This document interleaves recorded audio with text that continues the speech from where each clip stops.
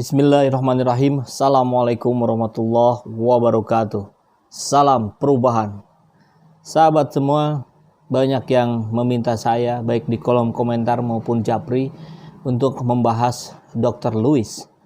Ya, fenomenal ketika di tengah kita sedang berada dalam situasi yang sangat di bawah, di tengah keterhimpitan berbagai persoalan kehidupan, ditambah kondisi pandemik COVID-19 yang terus meningkat grafiknya, kemudian seolah-olah kita mendapatkan sebuah pencerahan baru atau minimal sudut pandang baru mengenai apa itu COVID-19. Tapi tentu saya tidak bisa langsung berespon karena respon yang asal-asalan malah tidak membuat kemanfaatan. Maka saya menunggu sesaat, mengkaji sebentar, kemudian juga melihat respon dari berbagai background yang berbeda-beda. Psikiater turut bicara, ahli politik, ahli ekonomi, ahli kedokteran tentu di dalamnya. Jadi saya ingin mencoba membahas ini dengan sudut pandang yang lebih bijaksana. Saya sudah menonton berbagai tayangan yang memunculkan Dr. Lewis itu, baik di Hotman Paris Show maupun saat diwawancara oleh YouTuber yang kemudian berseliweran juga di Twitter, Instagram, WhatsApp. Luar biasa itu. Dan saya coba memahami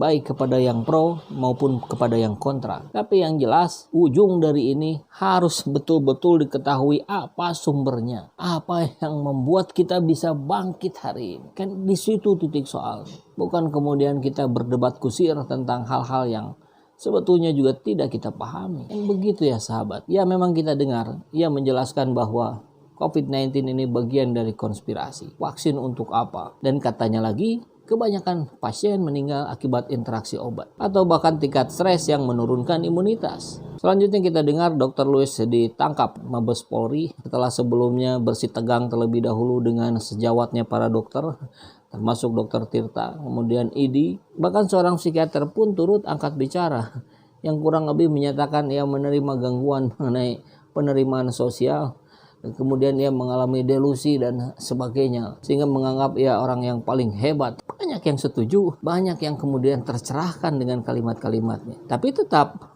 banyak juga yang kemudian kontra.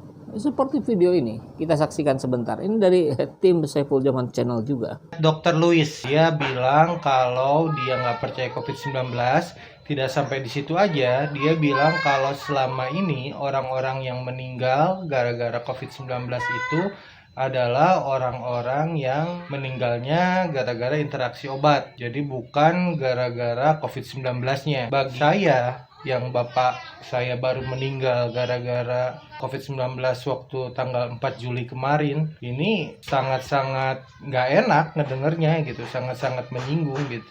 Ya kita lihat seperti itu pendapat dan kita juga dengar di berbagai platform media sosial.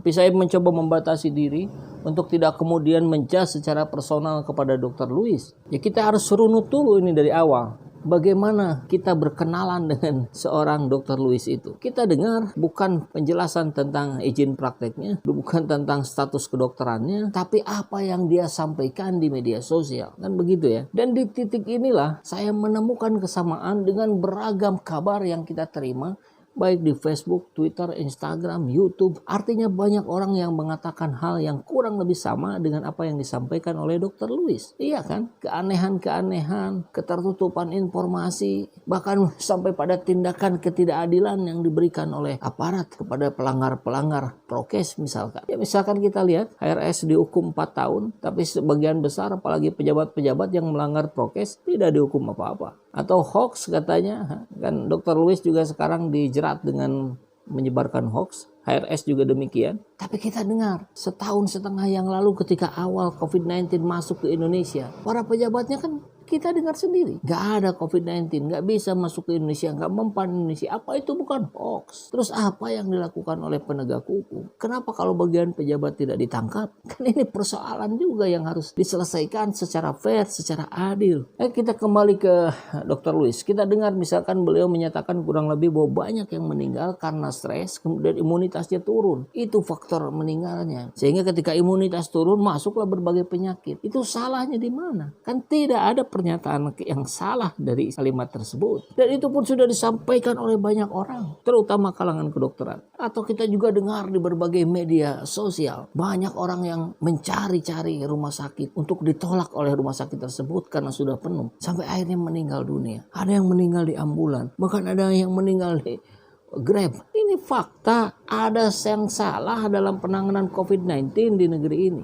Ada yang harus dikoreksi. Kan itu intinya gitu. Atau kita dengar ambruknya fasilitas kesehatan. 50% nakes kemudian tidak bisa lagi bekerja. Ada yang isoman, ada yang kecapean. Kan harusnya difokus di sini gitu. Bagaimana pemerintah menangani hal seperti ini. Bukan kemudian bicara semuanya baik-baik saja, semuanya terkendali. Ini kan tidak masuk di logika publik hari ini. Bagaimana toko-toko tutup, kemudian mereka tidak mendapatkan penghasilan, kemudian driver ojol pun menjadi pengangguran. Lantas di berbagai tempat kita melihat ada bentrokan Satpol PP dengan para pedagang kecil. Banyak tindakan-tindakan yang tidak manusiawi. Ini kan soal yang harus kemudian betul-betul segera direvisi. Bagaimana tata kelola penanganan COVID-19 ini, pandemik PPKM darurat ini. Kan di situ intinya gitu. Kita dengar penjelasan seorang psikiater, delusi, waham, penghayal gitu kan kurang lebihnya. Dan itu masuk dalam kategori gangguan kejiwaan. Atau bahasa awamnya kita bilang sebagai orang gila. Akhir-akhir ini kita diramaikan dengan pemberitaan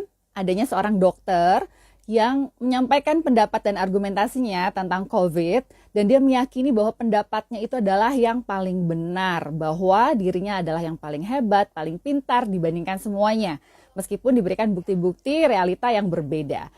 Nah, banyak yang tag saya dan Japri menanyakan pendapat saya. Di dalam dunia psikiatrik, kita mengenal satu psikopatologi atau gejala dari gangguan mental yang disebut waham atau delusion. Waham adalah suatu keyakinan yang kuat, yang berbeda dari kenyataan, yang dipegang teguh, tidak bisa dipatahkan, meskipun diberikan bukti-bukti dari realita yang ada. Dan itu tidak bisa tergoyahkan. Itulah waham atau delusion. Waham itu ada banyak jenisnya, salah satunya adalah waham kebesaran atau delusion of grandiosity. Yakini dirinya paling hebat, paling pintar, paling cerdas, paling berkuasa, dan paling segala-galanya. Nah, saya tidak bilang bahwa orang tersebut mengalami waham, karena itu perlu pemeriksaan psikiatrik. Ya, disclaimer, psikiater bukan cenayang, psikiater harus melakukan pemeriksaan psikiatrik untuk mengetahui kondisi mental seseorang. Tapi, kalau memang itu adalah waham, justru kita jangan debat. Karena percuma, itu adalah gangguan isi pikir. Kita nggak usah debat, tidak akan bisa menang mendebat waham. Karena itu adalah gangguan isi pikir, harus dengan obat antipsikotik. Dan poin yang mau kita sampaikan selanjutnya adalah, justru kita perlu bawa orang tersebut ke layanan kesehatan mental. Kalau terindikasi mengalami kelainan kejiwaan, gangguan kejiwaan, bukan kemudian langsung dibungkam, dipenjara. Harusnya itu diperiksa terlebih dahulu oleh psikolog, oleh psikiater. Ya, mudah-mudahan tidak seperti itu. Ini kan harus lurus. Anggaplah kalau dicap Dr. Luis itu orang gila, harus kita apakan? Harus kita sebut apa orang-orang yang menangkap Dr. Luis itu. Artinya masyarakat kita pun sedang sakit, baik secara fisik maupun secara mental, secara psikis, secara kejiwaan. Kita rakyat jelata lantas menjadi kebingungan, siapa yang gila?